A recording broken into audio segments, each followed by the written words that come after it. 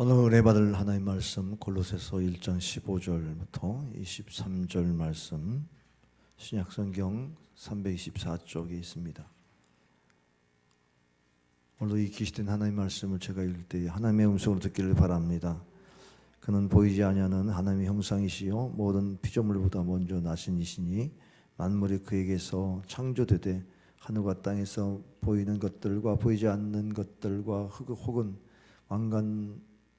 왕권들이나 주권들이나 통치자들이나 권세들이나 만물이 다 그로 말미암고 그를 위하여 창조되었고 또한 그가 만물보다 먼저 계시고 만물이 그 안에 함께 섰느니라.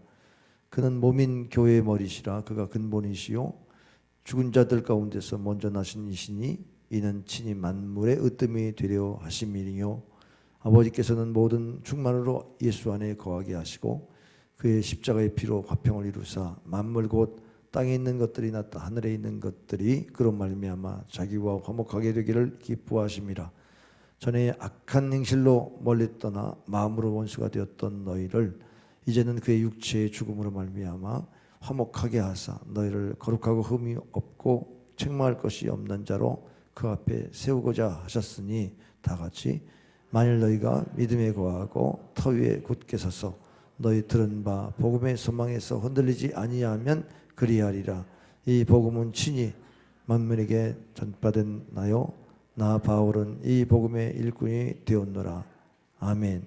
이 복음은 천하 만민에게 전파된 바요 나 바울은 이 복음의 일꾼이 되었노라. 아멘.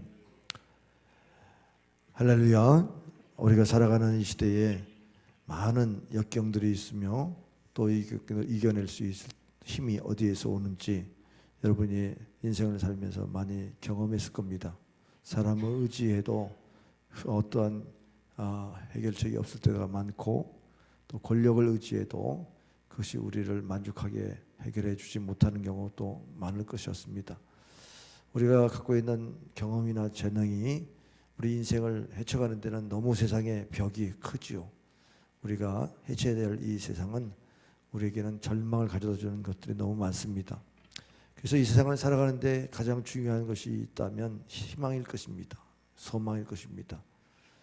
우리가 살고 있는 이 땅은 우리에게 점점 소망을 빼앗고 또 절망하게 만드는 일이 너무 많아지죠. 세상을 우리는 과학적인 시대에 살면서 우리가 과학의 이성의 법칙에 따라서 많이 삽니다. 그래서 과학은 예측 가능한 것들을 그런 문명으로 발전시켜 왔습니다. 그러다 보니까 우리가 예측이 불가하는 그러한 사태가 벌어지면 굉장히 당황하게 되죠. 우리가 사는 이 시대에 내일에 대한 예측이 가능할까? 기업가들은 어떤 장사할 수 있는 어떤 먹거리를 창출할 수 있는 이런 자본을 투자할 수 있는 곳이 없어서 굉장히 어려워하고 있다고 합니다. 경제가 아주 추락하고 또 요즘은 그 자본을 투자하지 않으니까 경제가 돌아가지 않는 이런 악순환이 계속되고 있는 어려움을 겪고 있습니다. 우리 생활의 안전망이라고 하는 게 경제인데 이 경제가 흔들리고 있기 때문에 다들 미래에 어떻게 살아야 될까를 걱정하게 되고 살아갑니다.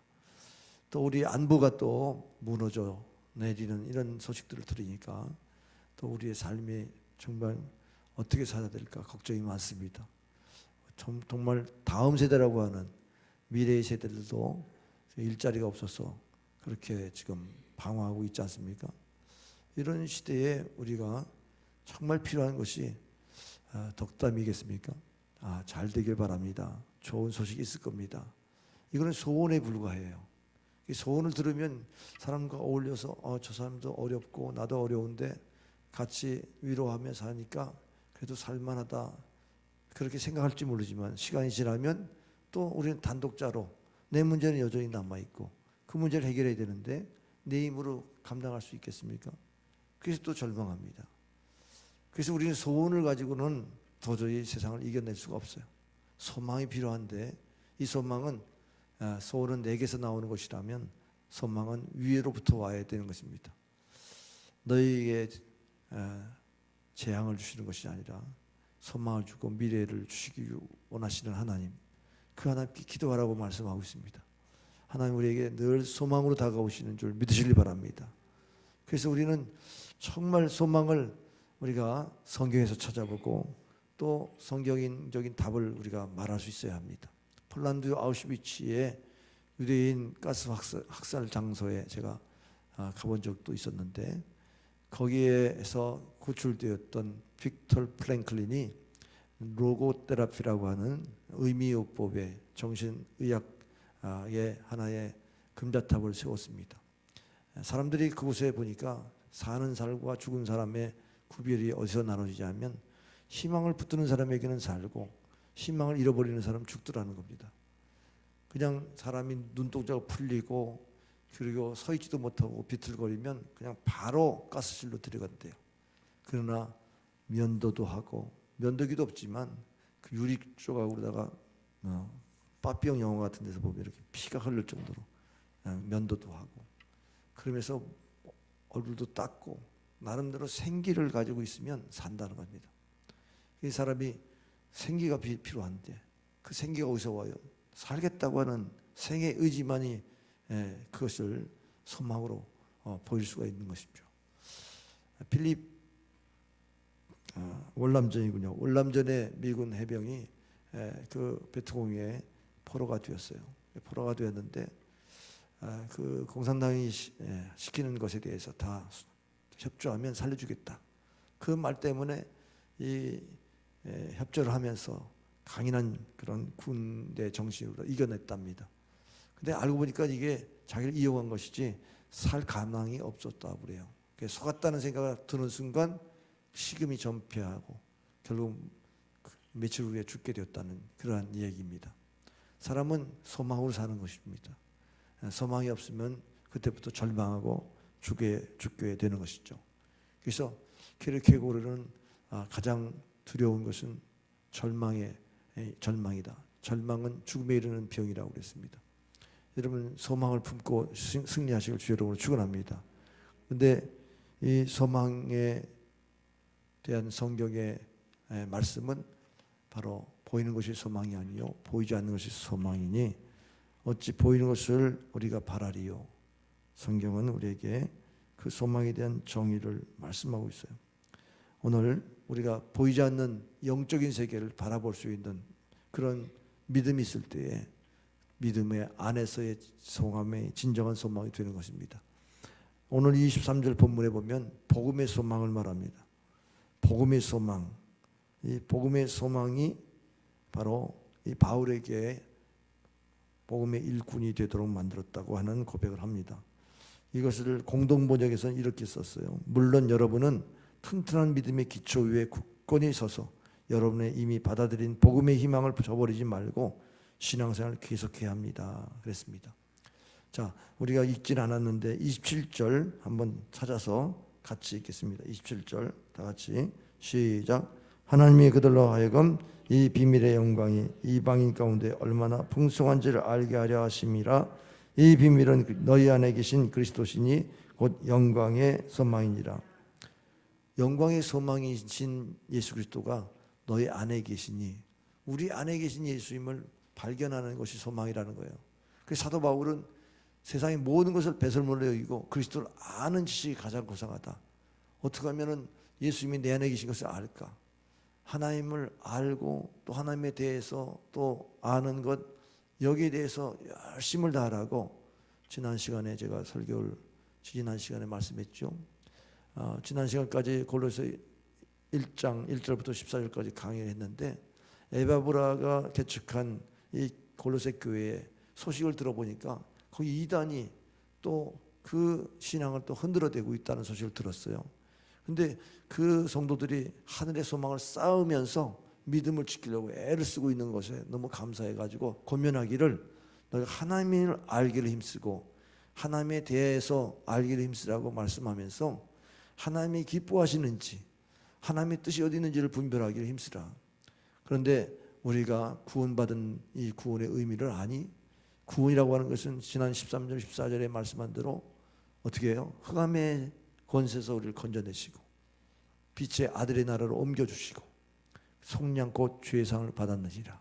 이것이 구원의 의미라고 분명히 말씀했습니다. 그래서 구원을 흔들리지 않고 구원을 붙들라, 구원의 복음을 붙들라고 지금 권면하고 있는 것이죠. 복음은 예수님에 관한 소식입니다. 로마서 1장 2절부터 4절에 보면 이 복음은 하나님이 선지자들로 말미암아 그 아들에 관하여 성경에 미리 약속하신 것이라. 이 아들로 말하면 육신으로는 다윗의 혈통에서 나셨고 성결형으로는 죽은 자 가운데서 부활하여 능력으로 하나님의 아들로 인정되셨으니 곧 우리 주 예수 그리스도시니라. 아멘.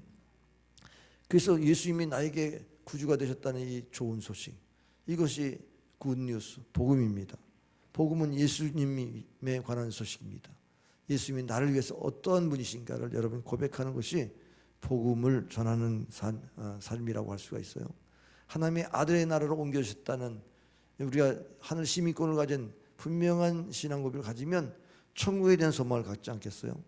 천국에 대한 소망은 이 땅의 소망으로 소망 삼지 않고 하늘나라를 소망 삼아요.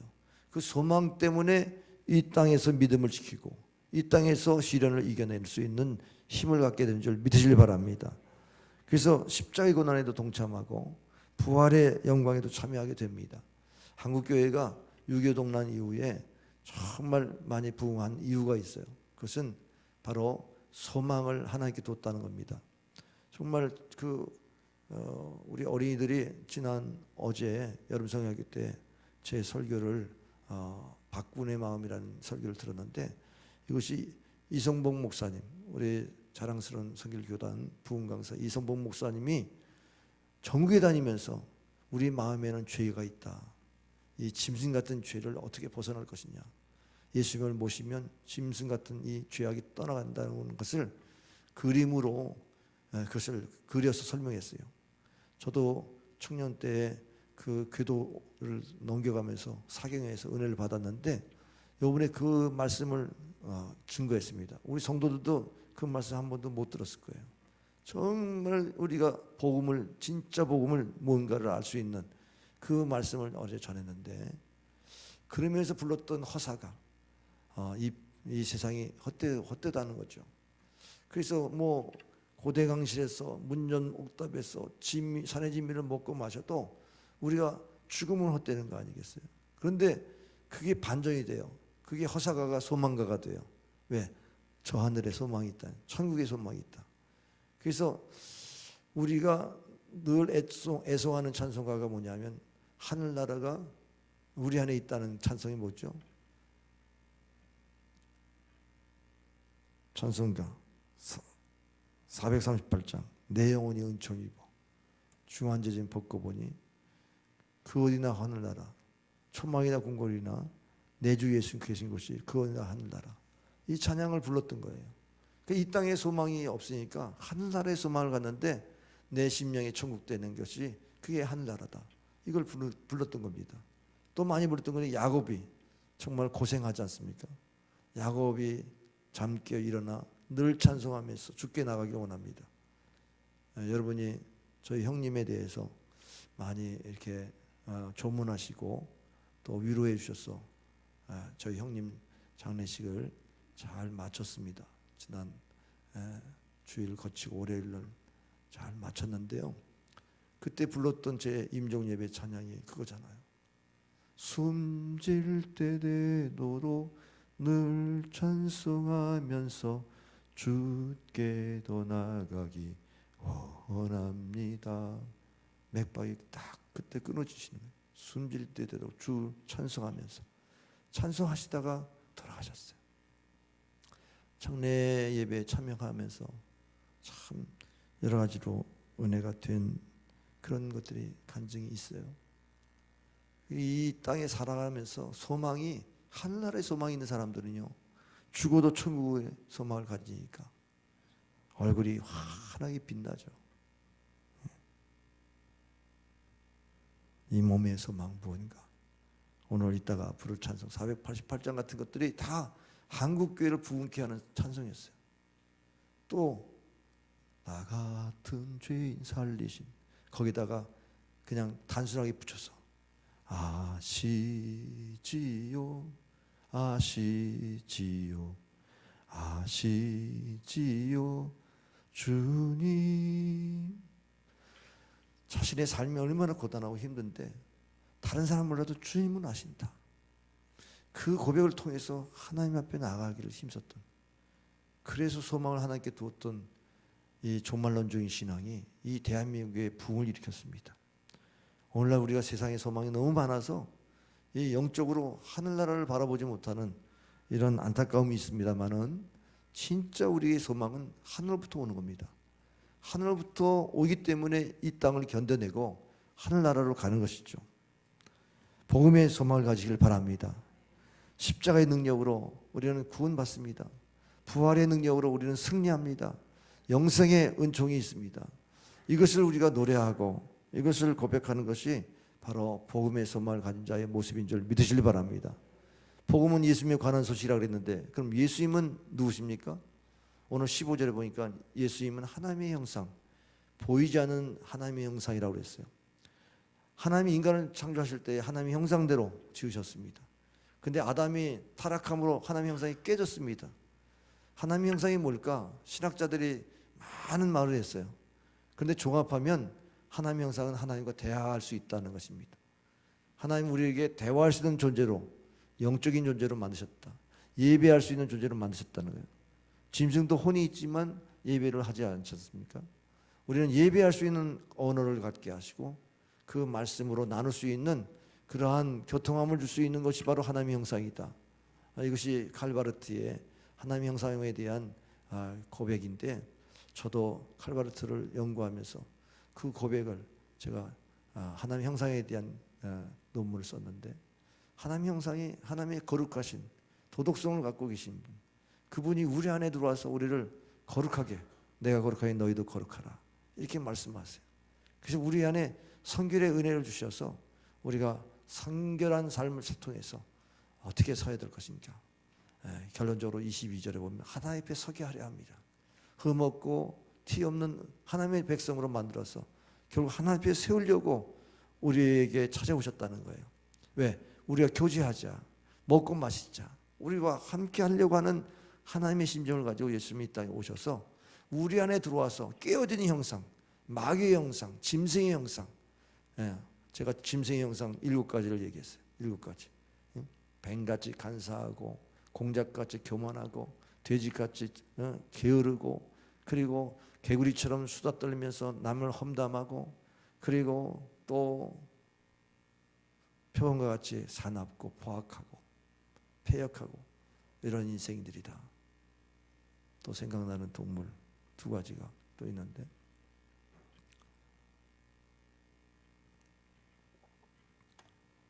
돼지같이 탐욕스럽고 거위같이 게으르고, 그런 인생들이 나왔는데, 예수님이 빛 가운데 천사가 우리 안에 들어와서 하나님 말씀에 성령의 검을 주시면 마귀들이 그 마음에 떠나가는, 이런 떠나가는 역사들, 이런 것들을 통해서 우리는 하나님의 백성으로서 하나님의 형상을 회복한다는 이런 진리를 우리가 깨달아야 될 줄 믿습니다. 보이지 않는 하나님의 형상이라, 그 영이시죠. 하나님이 영이신데 예수님이 육신을 갖고 이 땅에 오셨기 때문에 보이는 하나님의 형상으로 이 땅에 오셨어요. 그래서 우리가 예수님을 닮아가는 것은 바로 우리 하나님과 교제할 수 있는 그러한 능력을 구비하는 겁니다. 그래서 형상이라고 하는 것이 복사판이 아니에요. 그래서 예수님이 빌립이 물었을 때 하나님을 보여달라고 그러니까, 나를 본 자는 아버지를 본 자다. 그래서 예수님과 하나님과 동등됨을 그렇게 말씀하시면서 복사판이 아닌 제2의 인격, 삼위일체 제2이신데, 예수님은 하나님의 형상으로 하나님을 높이고 하나님은 아들 안에 놀라운 비밀을 주셨어요. 그 비밀이 이제 풀어질 수 있기를 바라는데, 오늘 15절 하반절에 뭐라고 그랬습니까? 먼저, 모든 피조물보다 먼저 나신 자다 그랬어요. 그러니까 예수님은 피조물이 아니라는 거예요. 먼저 나셨으니까 이분은 창조주시다, 이분은 통치자시다는 겁니다. 그렇기 때문에 만세전부터 존재하셨던 분, 잠언서 8장 23절 26절에 보면은 만세전부터, 상고전에, 땅이 생기기 전에, 바다가 생기기 전에, 그리고 산이 생기기 전에 하나님이 땅을 짓기 전에 예수님을 세우셨다고 그렇게 고백합니다. 그렇기 때문에 하나님이 형상대로 인간을 만드시고 삼일째 하나님께서 우리 안에 들어오신다면 우리는 하나님의 형상을 회복함으로 생육하고 번성하고 땅을 정복하고 충만하고 다스리라고 하는 이런 하나님의 명령, 하나님의 축복을, 원형적인 축복을 누릴 수 있는 줄 믿으시길 바랍니다. 그래서 16절에 보니까는 우리 다 같이 한번 한 목소리 읽겠습니다. 시작. 만물이 그에게서 창조되되 하늘과 땅에서 보이는 것들과 보이지 않는 것들과 혹은 왕권들이나 주권들이나 통치자들이나 권세들이나 만물이 다 그로 말미암고 그를 위하여 창조되었고 그에게서, 예수님에게서 창조되었습니다. 그러면 하나님이 태초에 하나님이 천지를 창조하시니라. 창세기 1장 1절의 말씀은 요한복음 1장 1절에 태초에 하나님이 만물을 창조하신 하나님, 태초의 말씀이 계시냐, 이 말씀이 곧 하나님이시라. 그 말씀과 연결되면 예수님은 말씀으로 계셨고 말씀이 육신이 되어 우리 가운데 거하심으로 우리가 그 영광을 보니 그 영광은 아버지 독생자의 영광인데 은혜와 진리가 충만하더라. 우리에게 어떤 진리를 주세요? 예수님은 하나님이시라는 거예요. 창조주시라는 겁니다. 창조주시라, 그로 말미암아 창조되었고, 그리고 하늘에 있는 것과 또 보이는 것과 보이지 않는 것과 또 왕권과 주권과 권세들이나 모든 세계들이 바로 하나님으로부터 지음받게 되었다. 어떻게 지음받았어요? 그를 위하여, 주님을 위하여 창조되었다. 오늘 이 16절의 말씀이 우리에게 뭘 얘기하세요? 요한복음 1장 3절에 만물이 그로 말미암아 지음받았으니 지은 것이 하나도 그가 없이 된 것이 없느니라. 주님 없이는 세상이 존재할 수 없다. 주님 없이는 나도 존재할 수 없다. 주님 없이는 모든 만물이 존재할 수 없다. 그렇다면 주님은 세상 만물의 주인 아십니까? 그렇기 때문에 우리도 내 존재의 의미를 주님 없이는 존재할 가치가 없다. 이렇게 고백할 수 있는 줄 믿으시길 바랍니다. 여러분이 세상에서 어떤 존재인가 존재감을 드러내려고 예수님 밖에서 열심히 스펙도 쌓고 세상 부귀영화를 누리고 권세를 누리려고 애쓰지 않습니까? 그런데 존재감을 드러내려고 해봐야 주님 없이는 아무것도 안 된다는 거예요. 주님 밖에서는 소망이 없고 약속이 없는 자에게는 소망이 없어요. 그래서 주님 안에서 우리가 세워진다는 말씀을 17절에 합니다. 또한 그가 만물보다 먼저 계시고 만물이 그 안에서 함께 섰느니라. 그러니까 만물이 주 안에서 서게 된다. 우리도 주 안에서 세워지는 인생이 된다. 말씀 위에 인생이 세워지고 반석 같은 믿음 위에 우리 인생이 세워진다. 그런 말씀인 줄 믿으시길 바랍니다. 만물이 주에게서 나오고 주로 말미암고 주에게로 돌아갑니다. 영광이 그에게 세세히 있으리로다. 아멘. 로마서 11장 36절에 이 신비를 누가 알겠습니까? 여러분 예수를 믿으면 이 비밀이 너희 안에 계신 이가 하나님의 형상이라고 하시고 영광의 형상이라고 하신 이 비밀을 여러분이 간직하고 산다면 이 비밀을 드러낼 수 있는 삶을 살아야죠. 아, 내 안에 예수님이 나를 거듭나게 하셨고 우리 예수님을 인하여서 내가 서게 된다. 인생의 어떠한 곳에서 내가 설 수 있는 그 자리에 하나님이 세우신다는 것은 분명하게 고백할 수 있잖아요. 그래서 만물이 근원이 예수님으로부터 또 우리의 과정이 예수님과 함께 그리고 목적이 하나님께 돌아가는 이런 인생을 사는 것입니다. 저는 이것을 통해서 제 인생이 바뀌었어요. 제가 공대생이잖아요. 그래서 과학에 기초한 인생을 살았죠. 모든 것을 증명하고 싶었고 사실을 가지고 살았습니다. 그래서 저는 만화를 굉장히 싫어해요. 사실이 아닌 것들은. 그래서 소설도 별로 잘 안 보게 되더라고요. 픽션, 정말 이건 다 만들어진 거니까 가공한 것들은 별로 그렇게 저를 감동을 시키지 못해요. 저는 그냥 굉장히 사실적인 것을 근거해서 저는 근거가 뭐냐 이러면서 살았던 사람입니다. 그런데요, 그게 예수 안에서 모든 것이 통하는 겁니다. 예수 안에서 모든 것이 세워지는 겁니다. 예수님을 믿으니까 나의 인생의 존재가 예수 안에 세워진다는 이 믿음이 들어오니까 놀라운 거 아니에요. 그래서 제가 감격하면서 부르는 찬양이 32장 찬양, 만유의 주제 존귀하신 예수 사람이 되신 하나님 찬양하겠습니다.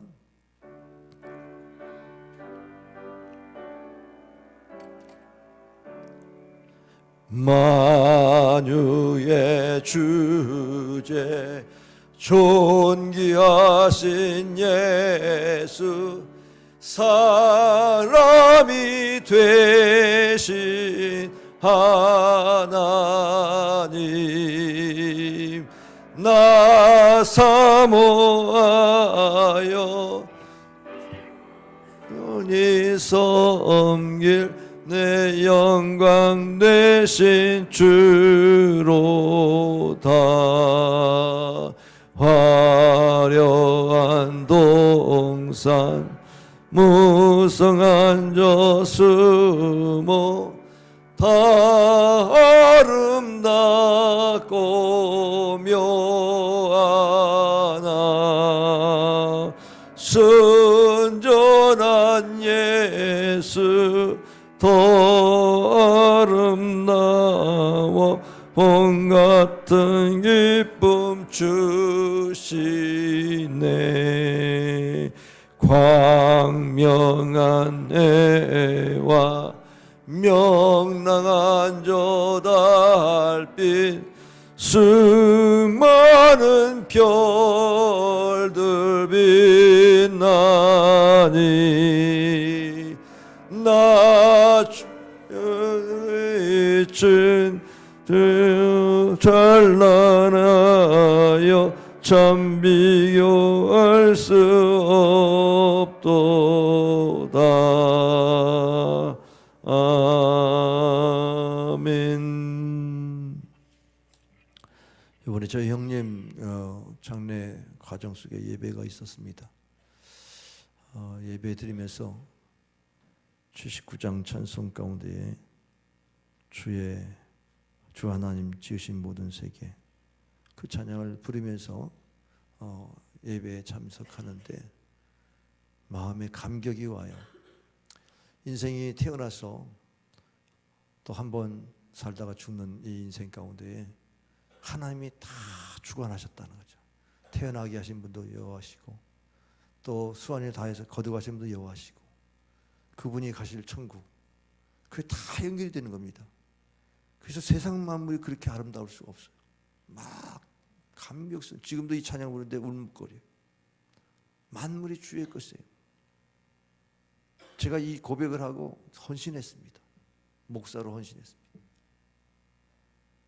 다 주의 것입니다. 저는 왜 사는지 몰랐어요. 내가 왜 살아야 됩니까? 질문을 많이 했습니다. 그런데요, 답이 왔지 않습니까? 그를 위해서 창조되었다. 주님을 위해서 창조되었습니다. 모든 피조물이 주를 위해서 창조됐어요. 세상 미물들은 다 주님을 찬양하고 있습니다. 왜 인간만이 하나님을 찬양하지 못할까? 세상 자연 만물이 다 하나님을 감사 찬양하고 있는데 왜 인간만이 하나님을 찬양하지 못하지요? 그분의 창조주인 것을 기억하지 못하고 믿지 못하니까. 예수님이 우리 안에 들어오기 전에는 그게 믿어지지 않죠. 창조주 하나님, 그분은 통치자세요. 그분은 피조물이 아니시고 하나님이세요. 먼저 나신 분이시란 말은 영원전부터 계셨다는 겁니다. 그럼 우리의 인생을 어떻게 고백해요? 예수님 안에 있을 때 인생의 의미가 있는 거예요. 예수님 안에 있지 않으면 인생은 의미가 없는 거예요. 아까 빅터 프랭크의 의미요법과 같이 내가 살고자 하는 의미를 발견하면 사는데 내가 예수 안에 있으면 우리 인생이 온전히 의미가 있는 겁니다. 세상에 허망하게 살아가는 사람 너무나 많아요. 죄 가운데 죽어가고 절망하고 그야말로 비참하게 인생의 허물을 노래하다가 죽어갑니다. 그러나 아무리 힘들고 어려운 인생일지라도 내가 예수 안에 있으면 우리 인생엔 의미가 있어요. 하나님이 창조하셨기 때문에 이 진리를 여러분이 믿길 바랍니다. 오늘 17절의 말씀 만물이 그 안에 함께 섰느니라. 이 말씀의 공동 번역은 만물 그분으로 말미암아 존속됩니다. 존속된다는 말. 히브리서 1장 3절에 참으로 하나님께서 만물을 어떻게 인도하시는 줄 아세요? 이 모든 날 마지막에는 아들을 통하여 우리에게 말씀하셔 이 아들을 만유의 상속자로 세우시고 또 그로 말미암아 모든 세계를 지으셨느니라 말씀했습니다. 이는 하나님의 영광의 광채시요 그 본체 형상이라 그의 능력의 말씀으로 만물을 붙드시며 죄를 정결하게 하는 일을 하시고 높은 곳에 계신 지극히 크신 이의 우편에 앉으셨느니라. 여기 그의 말씀의 능력으로 만물을 붙드신다. 르마 하나님의 살아있는 말씀으로 만물을 붙드시고 유지하시고 지탱하시고 그리고 운행하신다. 우리 인생도 마찬가지라는 거예요. 우리가 만유의 상속자이신 예수 그리스도를 믿으면 그분 안에서 우리가 세워지고 그분에 의해서 우리가 인생이 경영된다고 하는 사실, 이 사실에 감격이 있기를 바랍니다. 그래서 예수님은 나의 삶의 주님 되시도록 우리가 주님을 내 안에 모시고 살 수 있는 데 초점을 맞추고 거기에 근원이라고 하는 사실을 고백하면서 거기에 초점을 맞추고 인생을 살아갈 때 하나님께 세세토록 영광 돌리는 삶이 될 줄 믿으시길 바랍니다. 예수님은 하나님의 형상이시고 예수님은 교회의 머리가 되세요. 18절에 보니까 그는 몸인 교회의 머리시라 그가 근본이시요 죽은 자를 가운데서 먼저 나신 이시니 이는 친히 만물의 으뜸이 되려 하심이요 그랬습니다. 예수님은 교회의 머리가 되신다. 예수님이 부활하신 다음에 이 땅에 교회를 세우셨어요. 예수님이 만물의 으뜸이 되는 증명을 어떻게 했어요? 부활하심으로. 예수님의 부활하심으로 예수님은 만물의 으뜸이시다. 여러분이 부활의 신앙이 있습니까? 만물의 주가 되신 분이 바로 부활을 통해서 증명하셨어요. 성결에게는 중력 가운데 다시 살아나심으로 우리의 구주가 되셨느니라. 부활을 통해서 우리에게 주가 되신 것을 증명하셨어요.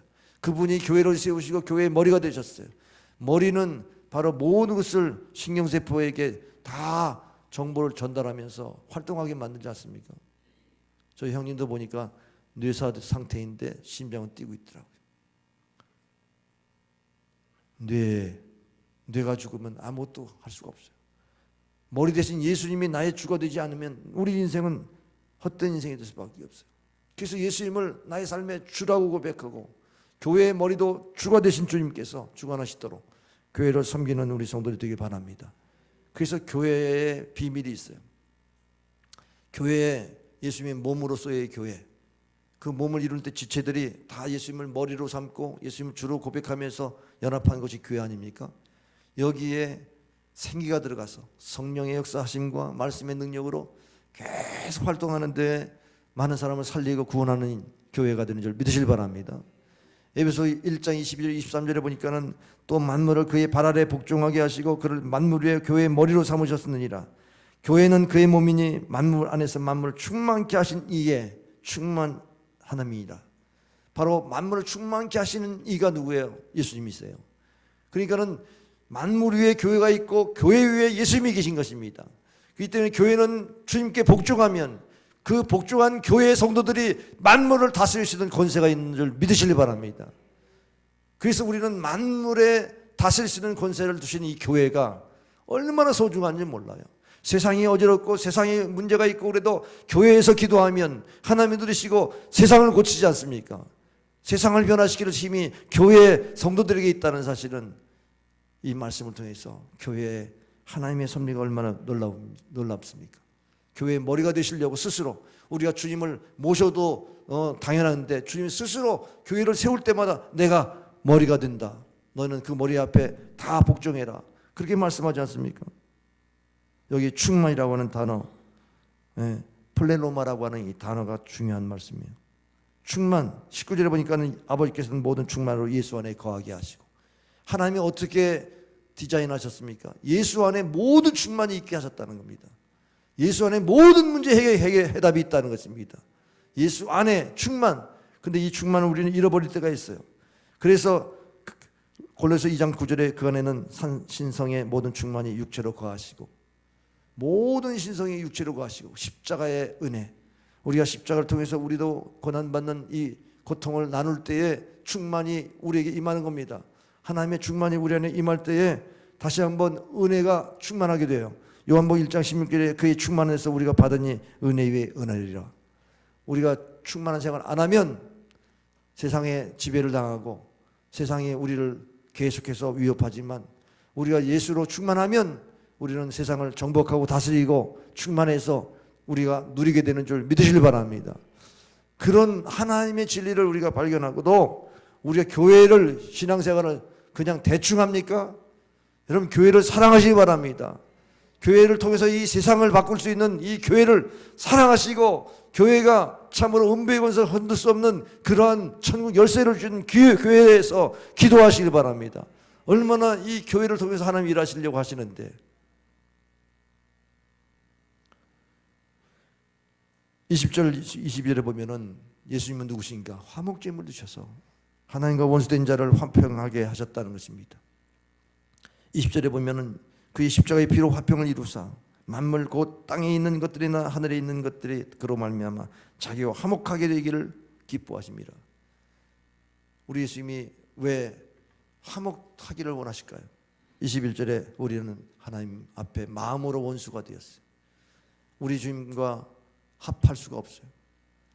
역천장은 망한다고 그랬습니다. 하나님을 대적해서 흥할 수가 없어요.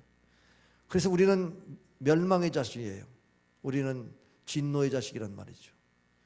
하나님 모시지 않으면 결국 하나님과 원수된 자리에서 멸망할 수밖에 없습니다. 근데 이 원수된 자를 하나님께서 화목하게 하심으로 하나님과 교통할 수 있는 자리로 이끌어 주셨다는 겁니다. 그것이 예수님의 피로써 예수님의 성령하심으로 이제 모든 죄를 사하시고 우리를 거룩하게 하셔서 성도들이 하나님과 교통할 수 있는 자리로 화목제물 되셨다. 이것이 바로 예수님의 은혜인 줄 믿습니다. 여러분 우리가 하나님 앞에 나가려면 거룩하게 되어서 나가야지 우리가 죄인으로 하나님께 직접 나가면 어떻게 나갈 수가 있겠어요? 그 예수님이 피로 우리가 깨끗함을 받아야 해요. 그래서 우리가 그냥 하나님과 화목한 게 아니라 의롭다움을 받아서 하나님과 화목한 것입니다. 고린도후서 5장 21절에 하나님이 죄를 알지도 못하신 자로 우리를 대신하여 죄를 삼으신 것은 우리로 하여금 저희 안에서 하나님의 의가 되려 하심이라. 로마서 5장 1절 그러므로 우리가 믿음으로 의롭다 하심을 얻었은즉 우리 주 예수 그리스도로 말미암아 하나님으로 더불어 화평을 누리자. 우리가 의롭다움을 받은 그 신앙 위치에서 하나님과 화평을 누릴 수 있는 것이죠. 그래서 하나님은 우리를 의롭다 하심으로 화평의 문제를 화평하게 하심으로 하나님과 교통하게 하셨는데 이것이 어떤 목적으로요? 22절에 그 앞에 세우고자 하셨으니 하나님 앞에 설 수 있는 존재로 만드셨다 그랬습니다.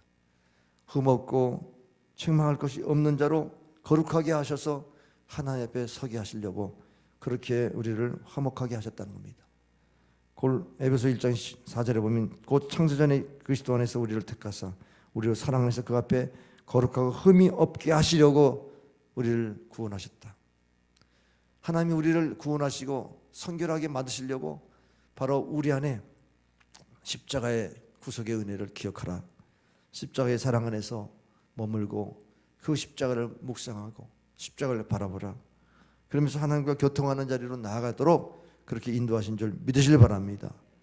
그래서 결국은 우리는 왜 나를 이렇게 연단하십니까?에 질문하시면 네가 내 앞에 서게 하려고 나와 함께 만나고 나와 함께 대화할 수 있는 원래 하나님의 형상으로 회복하려고 내가 너를 그렇게 연단하는 거야.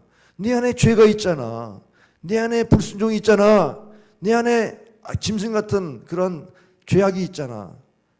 염소 같은 짐승은 음란입니다.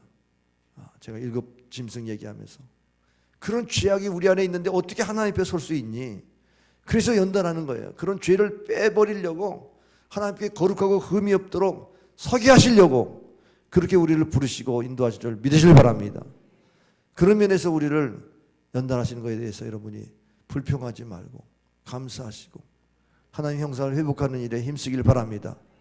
그렇게 될 때에 우리는 내가 흔들리지 말아야지. 내가 이런 시험이 있다고 내가 흔들리면 안 되지.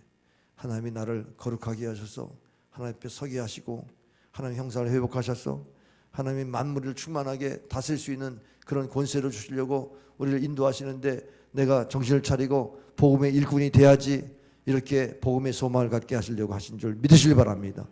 그렇습니다. 23절에 사도 바울은 복음의 일꾼이 됐다고 복음의 소망을 가지고 살면서 복음의 일꾼이 되었다고 선포하지 않습니까? 선교를 다니면서 많은 교회를 세웠는데 교회가 흔들려요. 예, 영지주의자들이 자꾸 흔들으니까 그래서 율법으로 또 돌아가려고 그래요. 그래서 이 율법으로는 우리가 죄책감을 받을 뿐이지 구원이 없다. 율법 안에는 우리가 자유함이 없다는 이 진리를 선포하면서 계속해서 그리스도의 구속의 피, 예수님의 보혈로 성령받고 자유함을 얻은 이 진리를 선포하면서 그 복음서를 썼는데 이 복음 그 서신서를 통해서 우리에게 복음의 진리를 우리에게 말씀하고 있지 않습니까? 그가 그렇게 말했습니다. 사도행전 20장 24절에 내가 달려갈 길과 주 예수께 받은 사명 곧 하나님의 은혜의 복음을 증언하는 일을 마치려 하면은 나의 생명조차 좀 더 귀한 것을 여기지 아니하노라. 할렐루야. 생명을 아끼지 아니하고 이 복음을 증거하는 사명을 감당하겠다.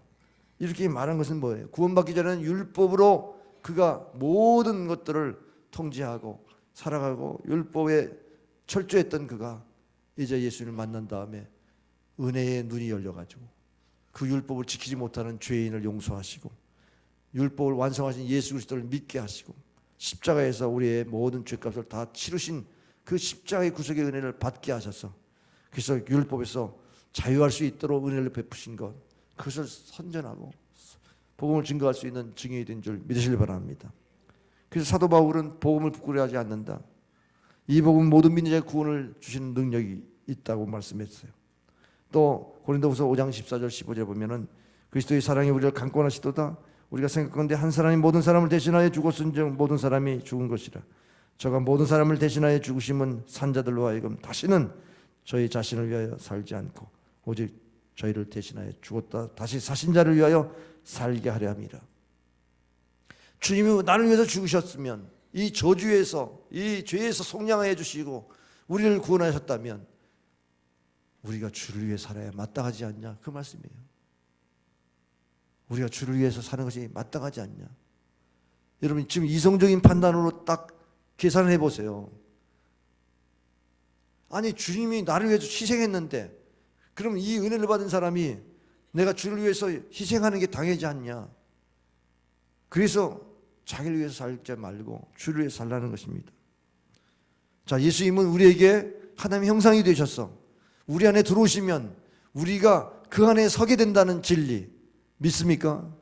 그리고 교회의 머리가 되셔서 참으로 다스려 주시는데 그분의 다스림을 받는 교회 생활, 하나님 말씀에 복종하고 충성하고 교회 생활을 여러분이 잘 하실 때에 우리가 세상을 변화시킬 수 있는 그런 은혜와 축복을 받는 줄 믿으시길 바랍니다.